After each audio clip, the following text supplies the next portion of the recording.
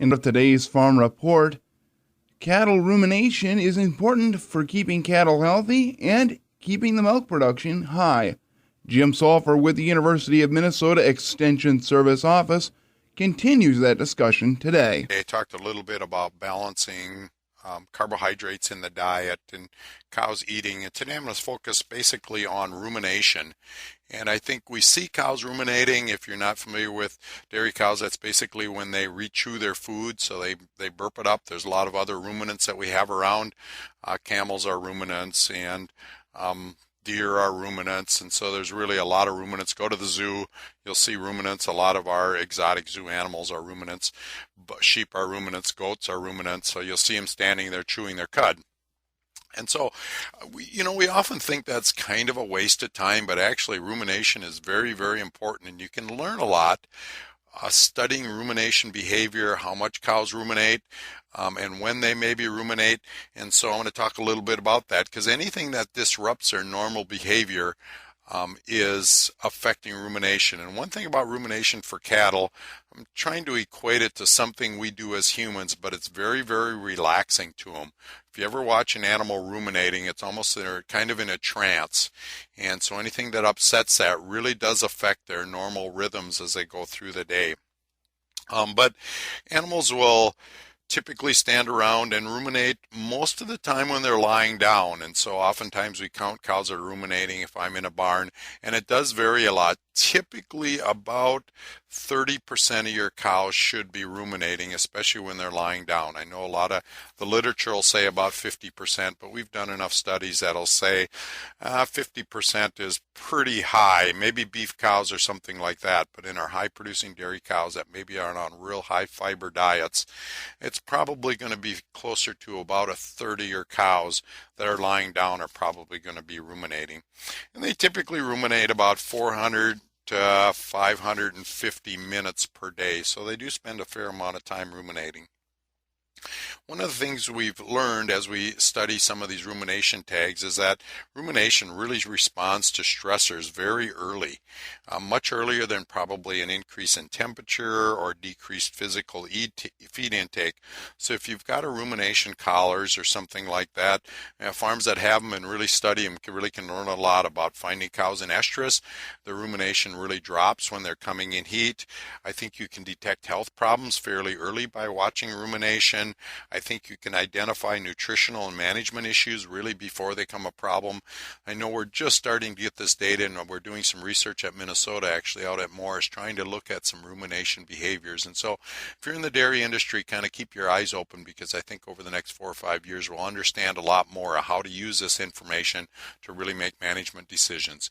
This has been Jim Sulphur with the University of Minnesota Extension in St. Cloud. This week is National FFA Week. While most of FFA focuses on student leadership development and education, local businesses such as Farm Bureau have helped support it. Kevin Papp talks about how the Minnesota Farm Bureau helps out our local chapters. We've got almost 200 FFA chapters in Minnesota. One of the things Farm Bureau does is provide them a Farm Bureau membership. Kevin Papp, president of the Minnesota Farm Bureau Federation, talking about one of the many things that Farm Bureau does to help support FFA, all part of FFA Week. Water quality is important to all of us, whether it be for drinking water, livestock water, or even consumption in other beverages. Rod Bain with the U.S. Department of Agriculture highlights some private-public partnerships between private businesses, Natural Resources Conservation Service. How important is water quality? To someone like Larry Johnson of Miller Coors Breweries, it's everything. Water is the basis of our product. All beer is about 96% water. It all starts with good quality water. That's why his company is among those involved in a public-private partnership to address water quality issues in small watersheds. Mark Rose of USDA's Natural Resources Conservation Service explains more about the National Water Quality Initiative. It's an initiative within NRCS. It's funded primarily through environmental quality incentives dollars, which is our EQIP program. A percentage of the EQIP is set aside to various states. It focuses on targeted watersheds within the states, usually 2 to 5 watersheds within each state are EPA identified as maybe an impaired or on a 303D list within that state. EPA is one of the many partners involved with the National Water Quality Initiative. This is Megan Wilson of NRCS. National Water Quality Initiative started as a partnership effort between NRCS and EPA, as well as the state water quality agencies, to do targeted work on agricultural lands to reduce nutrient loading, to reduce pathogens into water bodies, to really address those agricultural sources of water quality resource concerns. What Wilson means by targeted is projects to improve small watershed water quality.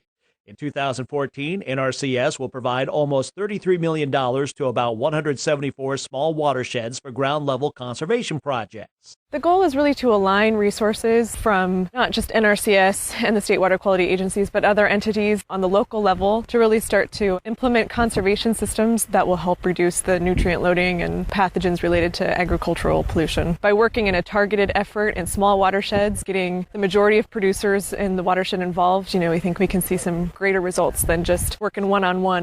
Larry Johnson represents a local Miller Coors brewery in Texas, where water comes from a watershed benefiting from the National Water Quality Initiative. The brewery in Fort Worth is part of the Trinity River watershed. We receive most of our water from the Richland Chambers Reservoir, and it's important to us the water quality of that reservoir. There's 2 components. We have to make sure that that is the best quality water that comes back to the brewery to make our products. And second, we got to make sure that there's enough water to produce the quality products that we market and sell. And Johnson notes the importance of the public-private partnership behind the initiative. To us, the end game is everybody's involved. Water affects everybody. Leveraging the dollars, the more money we can put into it, the more money we can put into education, the more money they can go into best practices, and for us to just go out there and talk about these programs, that's what it's all about. I'm Rod Bain reporting for the U.S. Department of Agriculture in Washington, D.C. During her travels, USDA Deputy Secretary Krista Harden says she comes across a common underlying question from women in agriculture. Especially our women farmers is, I don't know who else is out there. There's not a lot of me's in my neighborhood, in my community. I really need to know who else is out there. Who are the mentors? Who can help me deal with some of the challenges that I'm facing on my operation? Or I'm young, student, about to graduate, need a job, want a job in agriculture, I need help. Thus lies the creation and launch of the site, Ag Women Lead at USDA.gov. Here's how the new networking tool works. Go to that, you add your name so we can stay in touch with each other and you can get to know each other better. Again, email agwomenlead at USDA.gov. That's to share your suggestions, stories, and other snippets on how USDA can build a new generation of women leaders in agriculture. Also by emailing, you'll automatically be added to the Women in Agriculture Mentoring Network. For USDA Radio, Susan Carter, Washington, D.C.